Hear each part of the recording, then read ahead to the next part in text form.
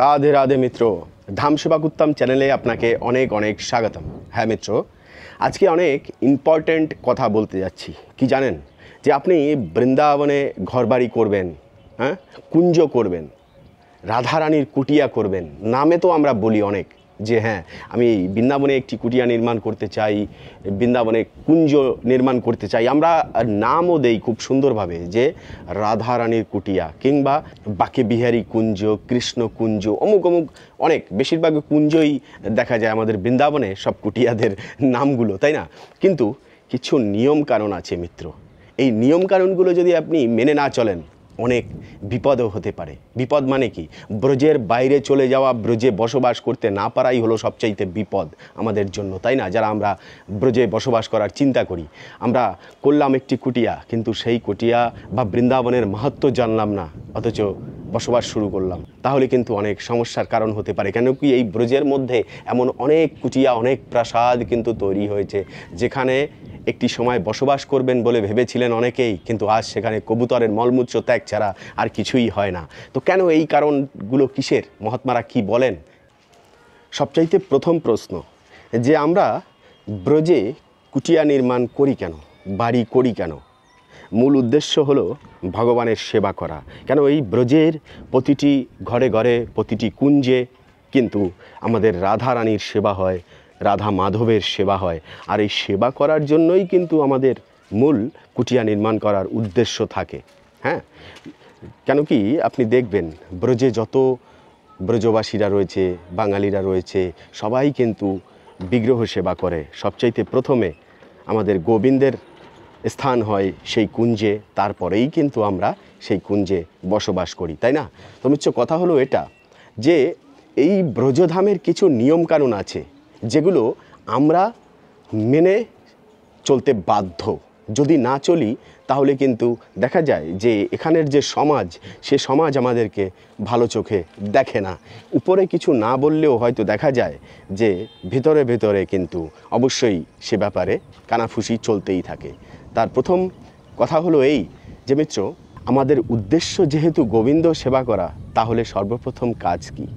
যে এই যে আমাদের ব্রজবাসীরা বা ব্রজের এত ঘরবাড়ি দেখা যাচ্ছে, হ্যাঁ, কলিযুগের দৃষ্টিতে হয়তো এগুলো দালান কোঠা অবশ্যই, কিন্তু এক একটি হলো কুঞ্জ। কেন কি কলিযুগের হিসাবেই আমাদের গোবিন্দ আমাদের এই প্রতিটি গৃহে বসবাস করেন, তাই না? তো যেরকম আগে আমাদের গোবিন্দ বনের কুঞ্জে বসবাস করতেন, সেই কুঞ্জগুলো তৈরি করতেন কে বলুন তো? সে হলো আমাদের বৃন্দে দেবী, যার নামে হলো এই ব্রজধাম। তো সর্বপ্রথম আমরা যখন একটি কুটিয়ায় প্রবেশ করি কিংবা একটি কুটিয়া যখন নির্মাণ করি, তখন বৃন্দে দেবীর স্থান সবচাইতে আগে। কেন? আমাদের বৃন্দাবন যার নামে, সেই ব্যক্তি যদি সেখানে প্রবেশ সর্বপ্রথম না হয়, তাহলে কিন্তু আমরা গোবিন্দকে কিছুতেই আনতে পারবো না। কেন? আমাদের গোবিন্দ প্রতিটি বস্তু গ্রহণ করার আগে বৃন্দে দেবীর স্পর্শ চায়, তারপরেই আমাদের গোবিন্দ সেটি গ্রহণ করে। তাহলে মিত্র, আমরা বস্ত্র, অর্থ, বাড়ি ঘর, আসবাবপত্র যা কিছু ব্যবহার করে ভক্তরা এই ব্রজের, সর্বপ্রথম আগে কিন্তু ভগবানকে অফার করে। একটি নতুন খাট কিনলেও সেটিকে আগে গোবিন্দকে অফার করা হয়। মানে কি? সেখানে হয়তো ভগবানকে স্থাপনা করবেন গুরুদেব, এবং গুরুদেব আগে কি করবেন? গোবিন্দকে ভোগ লাগাবেন। গোবিন্দকে গুরুদেব আগে স্থাপনা করবে, তারপরে কিন্তু সেখানে শিষ্যরা বসবাস করবেন।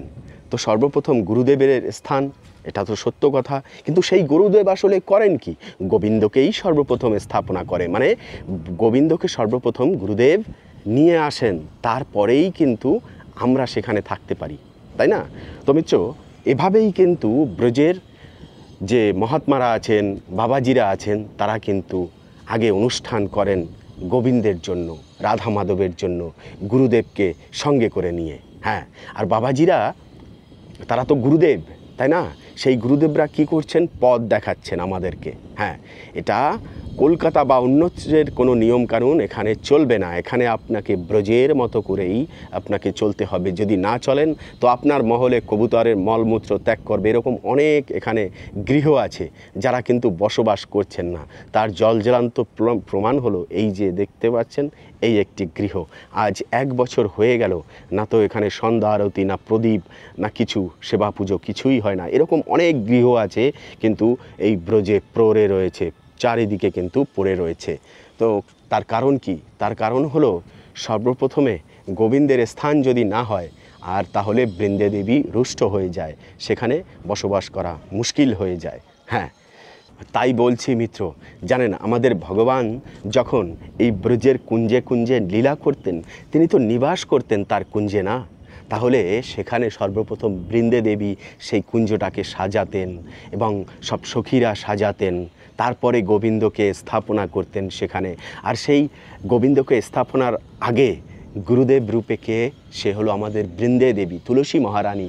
গৃহে প্রবেশ করার আগে গোমাতার চরণ সেখানে পড়া চাই সেই গৃহে, এবং বৃন্দে দেবী সর্বপ্রথম সেই গৃহে প্রবেশ করবেন, তিনি নিবাস করবেন, তার সাথে সাথে পিছনে আমরা নিবাস করব। এই যে কিছু প্রথা, যে নিয়ম আছে, সেগুলো আমাদের মেনে চলতে হবে। হয়তো আমাদের কলকাতায় সবাই করে কিনা জানি না, কিন্তু আমাদের ব্রজে কিন্তু প্রতিটি গৃহে গৃহে হয়। আর আমাদের ব্রজের যে পণ্ডিতজি আছেন তার নিয়মকানুন মেনেই কিন্তু আমাদের গৃহে প্রবেশ করার রীতি নিয়ম পালন করতে হবে। গোবিন্দকে সাজাবার জন্য কিন্তু কুটিয়া নির্মাণ নয়, গোবিন্দের সেবা করার জন্যই কুটিয়া নির্মাণ করা হয়। হ্যাঁ, আপনি এই ব্রজে আসলেন, বসবাস করলেন, কিন্তু বৃন্দাবন লীলামৃত, বৃন্দাবন মহিমামৃত যে গ্রন্থগুলি আছে সেগুলো যদি অধ্যয়ন না করি তাহলে কি হয়, আমরা বৃন্দাবনে বসবাস করতে করতে আমাদের অনেক অপরাধ তৈরি হয়। সে কারণে বৃন্দাবনের ব্রজভূমিতে মন লাগে না, আমাদের ছিটকে চলে যেতে হয় ব্রজের বাইরে। অনেক রহস্য আছে মিত্র।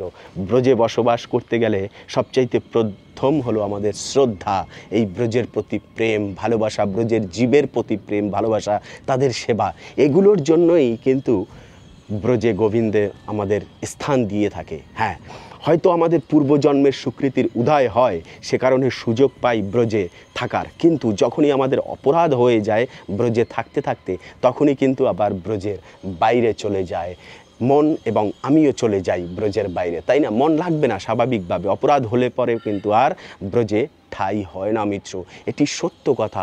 অনেক বড় বড় ব্যক্তিরা, ভক্তরাও পর্যন্ত ব্রজের বাইরে হয়ে গিয়েছেন, বছরে একবার আসাও কিন্তু দুষ্কর হয়ে যায়। কিসের কারণে জানেন?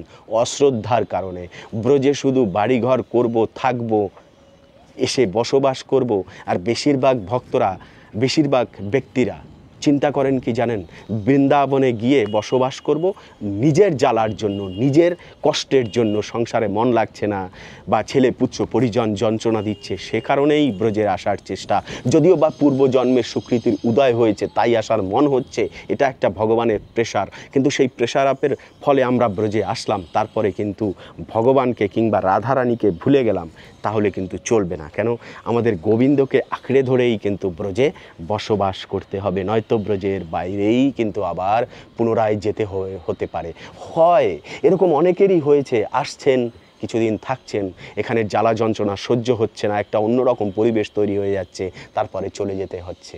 ওই জন্যই মিত্র, এই ব্রজে থাকতে গেলে সবচাইতে আগে গোবিন্দ সেবায় স্টার্ট করতে হবে। সে আপনি ভাড়া বাড়িতে থাকুন, যেখানেই থাকুন, যে অবস্থাতেই থাকুন, বিলাসিতা এখানে চলবে যদি ভগবানকে নিয়ে বিলাসিতা করা যায় তাহলে। কিন্তু ভগবানকে বাদ দিয়ে, সেবা পূজা, ভগবানের ভোগ বাদ দিয়ে আমরা যদি করতে থাকি তাহলে কিন্তু সে বিলাসিতা টিকবে না। কলিযুগ, বাইরে যেরকম সুযোগ সুবিধা রয়েছে আমাদের ব্রজেও সেরকম সুযোগ সুবিধা কিছুটা তো গোবিন্দ দিয়েছে, তা গোবিন্দকে বাদ দিয়ে কীভাবেই বা করি। আরেকটা কথা বলি মিত্র, আপনি ব্রজে বসবাস করছেন, বৃন্দাবনে বসবাস করছেন, কিন্তু আপনি নিজেকে পরিবর্তন করছেন না, তাহলে এরকমভাবে বৃন্দাবনে বসবাস করতে কে বলেছে আপনাকে, তাই না? আমরা বৃন্দাবনে আসি, বছরকে বছর অনেক দিন অতিবাহিত হয়ে গেছে, কিন্তু হৃদয়ের কোনো পরিবর্তন নেই, ভগবানের প্রতি ভক্তি আমাদের বাড়ছে না। তো বৃন্দাবনে আসা আর কোনো জায়গায় ঘুরতে যাওয়া একই ব্যাপার হয়ে যাবে। প্রতিনিয়ত বৃন্দাবনে আসতে থাকবো, ধীরে ধীরে যদি আমার জীবনটাকে আমি ভক্তিতে পরিপূর্ণ না করতে পারি, ভক্তি যদি না বেড়ে থাকে, 1 বছর হয়ে গেছে, ধরুন 6 মাস হয়ে গেছে আপনি আসছেন, কিন্তু আপনার ভক্তি জীবনে ধীরে ধীরে উন্নতি হচ্ছে, আপনি ভক্তে পরিণত হচ্ছেন, তাহলে কিন্তু বৃন্দাবনে আসা সার্থক এবং বৃন্দাবনে বাড়ি করাও সার্থক। আপনি বাড়ি করলেন 5 বছর, 7 বছর, 10 বছর, কিন্তু আপনার আগের যে জীবন আর 10 বছর পরের যে জীবন ব্রজে বসবাস করার পরেও সেই নিয়ম কানুন, সেই অনাচারের জীবন, তাহলে মিত্র ব্রজে বসবাস করার কোনো প্রয়োজন নাই। এখানে এসে আমরা তো সেই দূরে, সেখানেই বসবাস করতে পারি। তো মিত্র, যারাই বাড়ি করবেন ব্রজে চিন্তাভাবনা করছেন, অনুরোধ একটাই, কিসের জন্য? বিবেককে প্রশ্ন করুন, আমি সেখানে বাড়ি করছি কিসের জন্য? কারণ কি? আপনি অন্য জায়গায় করুন, এখানে করার কারণ কি? আপনি নিজেকে পরিবর্তন করতে পেরেছেন? কতদিন হলো আপনি বসবাস করছেন ব্রজে? 1 বছর। এই 1 বছরে আপনার একটি বারও কি গোবিন্দের দিকে আগানোর জন্য মন চায় যে না, এবারে গিয়ে আমি 16 মালা জপ করা শুরু করব বৃন্দাবনে গিয়ে, এবারে গিয়ে আমি সেখানে কণ্ঠী ধারণ করব গলায়, সেখানে গিয়ে আমি এবারে তিলক ধারণ করব, বৈষ্ণবের পন্থা অবলম্বন করব, ভগবত সেবা করব, সাধু সঙ্গ করব? এই জিনিসগুলোর প্রতি যদি আপনার কোনো রকম ইন্টারেস্ট না জাগে, আপনি ধীরে ধীরে যদি উত্তীর্ণ না হতে থাকেন, তাহলে ব্রজে বাড়ি করে লাভ কি? পড়ে থাকুন না সেখানে। তাই বলবো মিত্র, গোবিন্দকে বাদ দিয়ে, আমাদের রাধারানীকে বাদ দিয়ে ব্রজে বসবাস করা কিছুতেই সম্ভব নয়। ব্রজের প্রতিটি গৃহ একটি মন্দির, আর এই মন্দিরের সেবা পূজা অন্যকে দিয়ে নয়, নিজের ভিতরেও প্রতিষ্ঠা করতে হবে, নিজেকেও এগিয়ে যেতে হবে যে আমি ব্রজে গিয়ে 10 দিন থাকবো, গোবিন্দ সেবা আমি করব। আমি তার যোগ্য কিনা গোবিন্দ সেবা করার, সেই সেবায় আনন্দ আসছে কিনা। যদি না আনন্দ না আসে, তাহলে ব্রজে বাড়ি করার কোনো মানে নেই। যে পরিবারকে নিয়ে আমি ব্রজে আসছি, বসবাস করছি, তাদেরকে নিয়ে আসছি, তারা ধীরে ধীরে পরিবর্তন হচ্ছে কিনা, একই রকমভাবেই যদি আমরা চলতে থাকি, তাহলে ব্রজে বাড়ি করার দরকার কি? হাজারো ফোন আসছে, প্রভু ব্রজে একটু জমি পাওয়া যায় নাকি, বাড়ি করব না করব। কেন জানেন? বেশিরভাগ বাড়ি করার কারণ হলো ভয়। এটাও একটা ভালো ভগবানের কৃপা, রাধারানীর কৃপা, যে বুড়ো বয়সে কোথায় যাব, কি করে বাঁচবো, সন্তান দেখবে কি দেখবে না, তার আগে একটা জায়গা তৈরি করি ব্রজে, বৃন্দাবনে গিয়ে শান্তিতে থাকবো। আসলে শান্তি তাতেও পাওয়া যাবে না যদি আমাদের নিজেদের কর্মে না থাকে। গোবিন্দ সেবার মাধ্যমেই একমাত্র শান্তি পাওয়া যায়। কেন? স্থানটি হলো গোবিন্দের নামে চলছে, রাধারানীর নামে চলছে।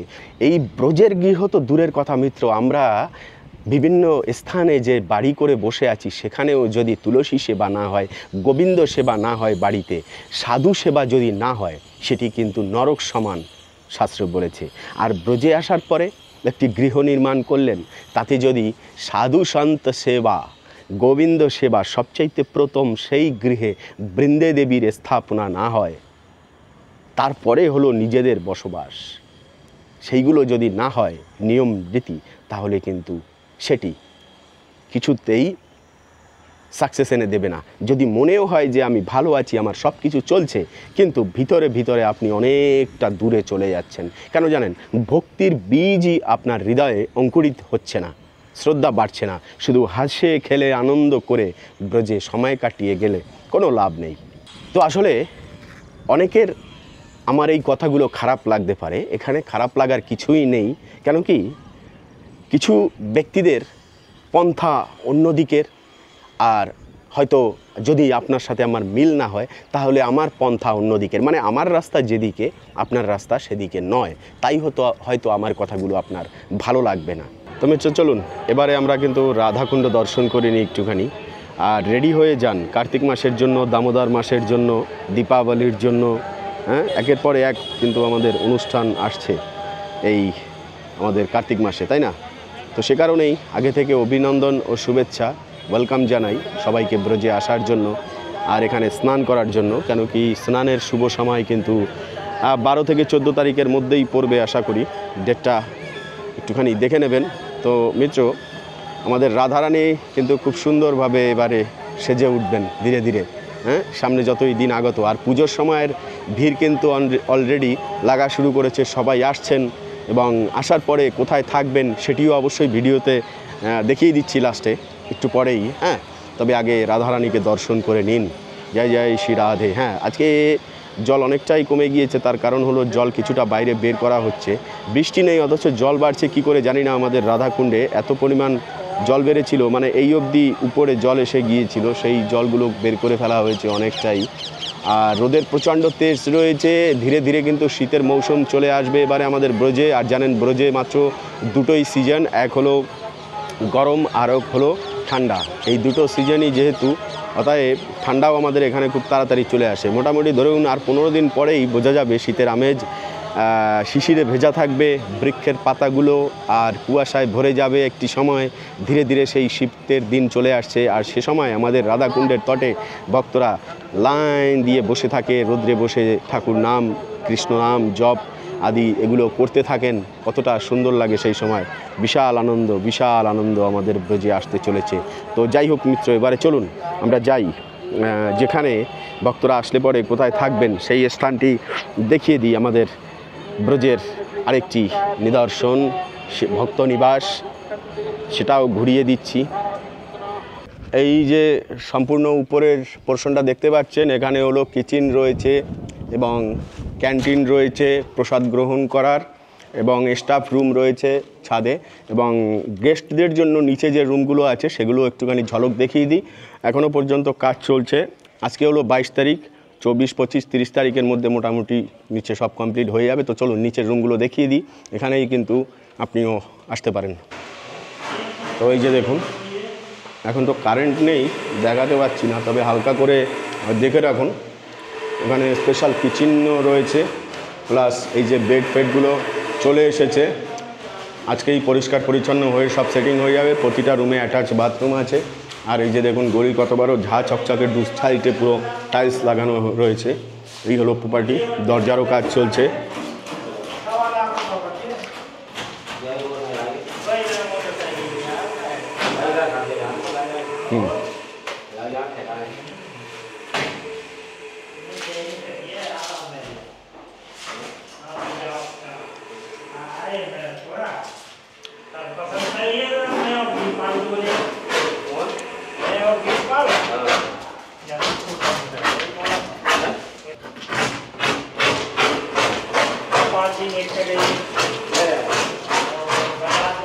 আর হ্যাঁ, ব্রজে বসবাস করতে গেলে অবশ্যই ব্রজের যে কিছু নিয়ম কায়দা কানুন আছে সেগুলো পালন করার চেষ্টা করবেন, এটি অনুরোধ।